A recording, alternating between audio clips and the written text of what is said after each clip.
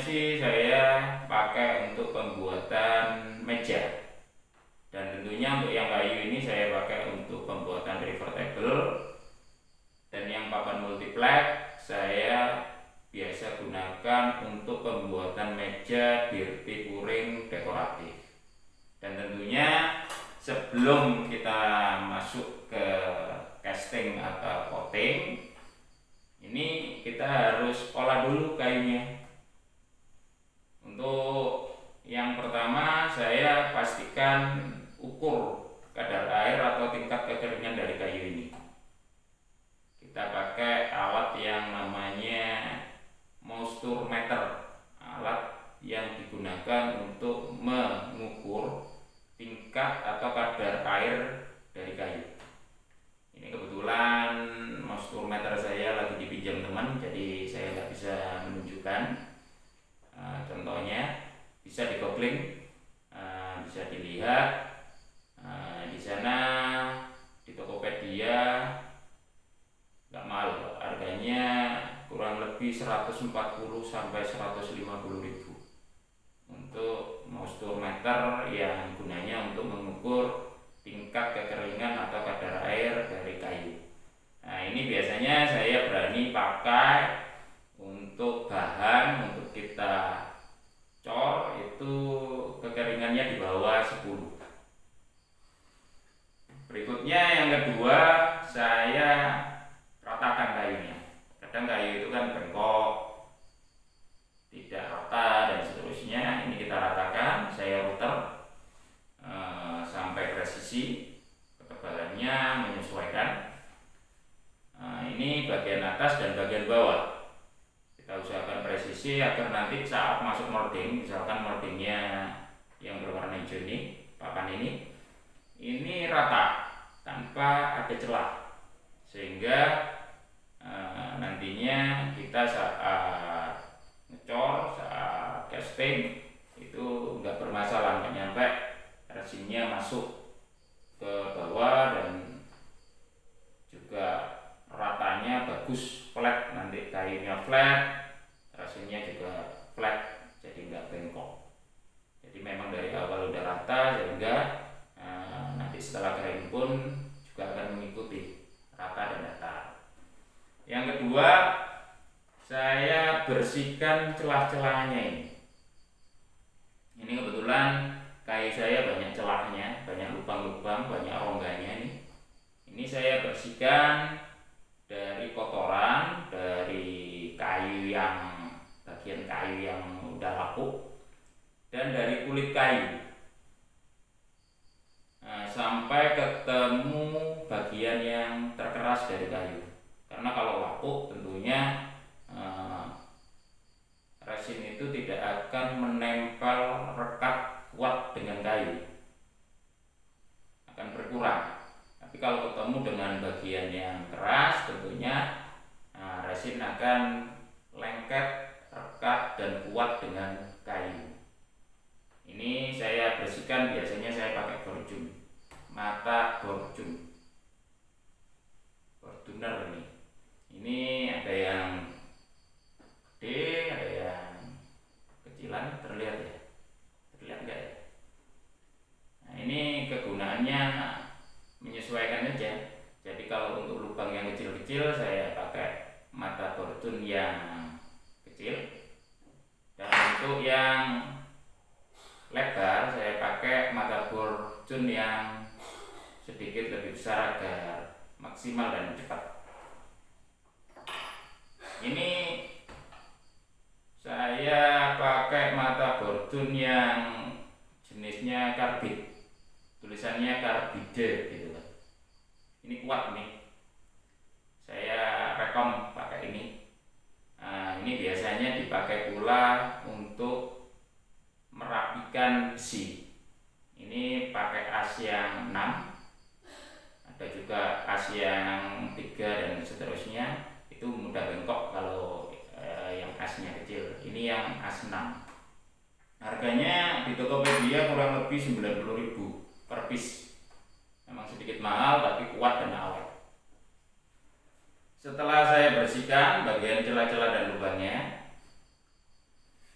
berikutnya saya bersihkan dengan kuas, dan lebih baik dibersihkan pakai kompresor, ditiup pakai kompresor agar debu-debu yang nempel di dalam sini ini bisa terlepas dan terbuang, sehingga nanti saat kita cor itu tidak akan ngikut, debunya ngikut naik nyampur dengan resin. Kalau solid sih mungkin kurang terlihat ya kan, tapi kalau nanti kita pakai yang transparan itu debu itu akan terlihat seperti itu. Setelah itu baru saya insulator. Insulator ini macamnya banyak. Saya bisa gunakan pakai resin polyester.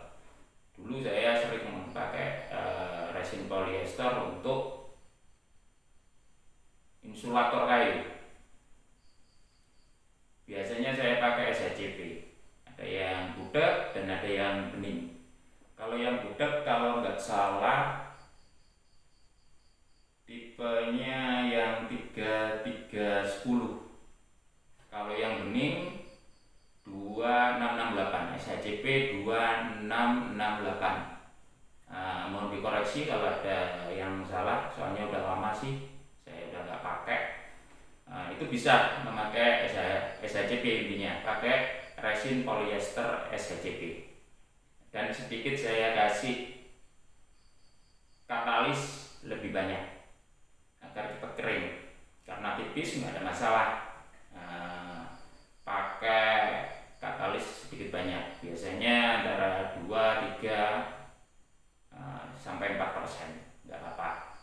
Dan saya lakukan sampai 2-3 atau bahkan 4 lapis. Kering saya oles lagi, kering saya oles lagi, seperti itu. Bisa kita pakai kuas saja ke bagian-bagian kayu yang nantinya akan kita cor, yang akan kena resin.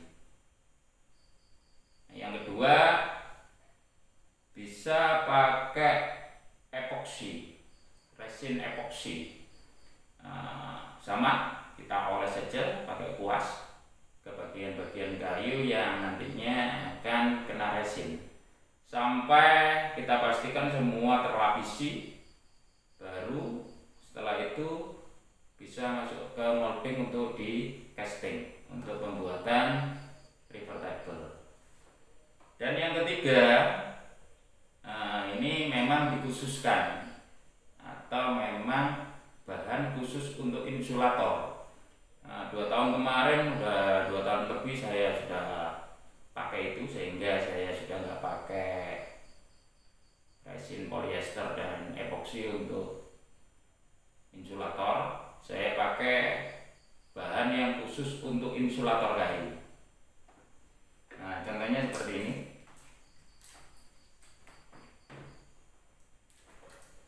Ini produk terbaru dari Growfor. 2 tahun kemarin sih sudah saya pakai ini, tapi yang keluaran pertama. Ini keluaran yang kedua. Ini namanya insulator HS. Ini yang terbaru, insulator HS 2. HS itu high solid, jadi lapisan filmnya lebih tebal. Ini ada 2 komponen. Yang pertama PU insulator HS2. Ini insulatornya HS2, dapat 1 liter. Dan yang kedua PU hardenernya. Ini setengah kilo atau 500 gram. Dan yang ketiga thinner PU top coatnya. Ini 1 liter. Jadi ini 3 komponen untuk insulator. Ini kita campur. Ini 1 paket. 2-1-2. Jadi perbandingannya 2-1-2. 2 untuk ini PU insulatornya, satu hardener dan 2 lagi thinner PU top coat-nya. Jadi kalau ini 200 gram, ini 100 gram, dan ini 200 gram, karena perbandingannya 2:1:2. Ini saya juga rekom karena ini lebih mudah dan tentunya bagus untuk insulator, karena memang produk ini diperuntukkan khusus untuk insulator. Ini fungsinya selain sebagai insulator, ini juga beda dengan kita pakai insulator yang dari resin polyester dan epoksi. Kalau polyester dan epoksi itu hanya untuk melapisi saja, tapi ini ada kegunaan yang lain. Ini fungsinya untuk mematikan atau menahan getah, mematikan getah yang ada pada kayu yang bergetah. Jadi lapisan pertama itu ini encer, ini encer, sangat encer, seperti air saja. Lapisan pertama ini akan masuk ke pori-pori kayu, sehingga kalau kayu ini misalkan kayu yang bergetah, itu PU insulator ini akan masuk ke pori-pori kayu dan mematikan getah kayu yang ada di dalam kayu, sehingga getah itu mati, beku, dan tidak keluar. Karena kalau kayu bergetah nanti kita resin ya, kayunya masih mengeluarkan getah, itu tidak akan nempel dengan baik ke bagian resinnya, sehingga nanti akan timbul masalah. Jadi seperti itu. Ini kegunaannya selain untuk insulator atau pelapis kayu, juga berfungsi untuk menahan atau membekukan, mematikan getah yang ada dalam kayu. Ini untuk kayu. Jadi pengolahan atau treatment kayu sebelum masuk cor. Untuk yang papan multiplex, saya hanya biasa gunakan dempul. Ini pakai dempul mobil ini. Hijaunya ini hijau dempul mobil. Yang penting kita dempul dengan baik, dengan rata. Fungsinya hanya untuk menutup pori aja. Karena ini multiplex kan porinya sedikit lebar, sedikit gede-gede. Ini kita tutup pakai dempul mobil. Jenisnya, mereknya bebas. Ini saya dempul tipis-tipis saja.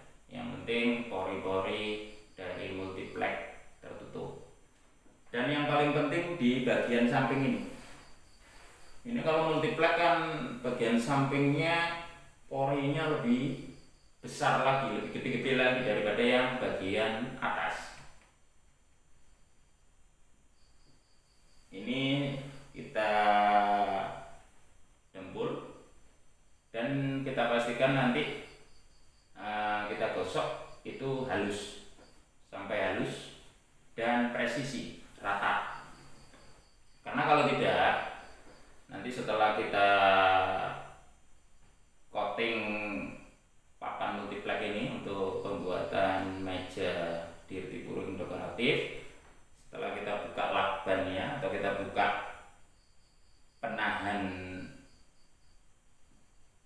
penahannya sini, penahannya yang dari solasi kertas,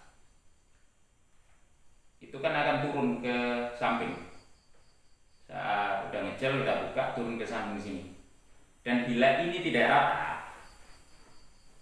itu nanti akan bergelombang. Bahasa Jawanya apa ya? Jelek hidup gitu kan. Jadi akan bergelombang. Jadi usahakan di sini rata. Dan termasuk yang atas, ini juga harus rata. Kalau tidak nanti ketebalannya pasti akan berbeda. Ada yang tebal, ada yang tipis gitu kan. Yang sini tebalnya 3 mili, misalkan yang sini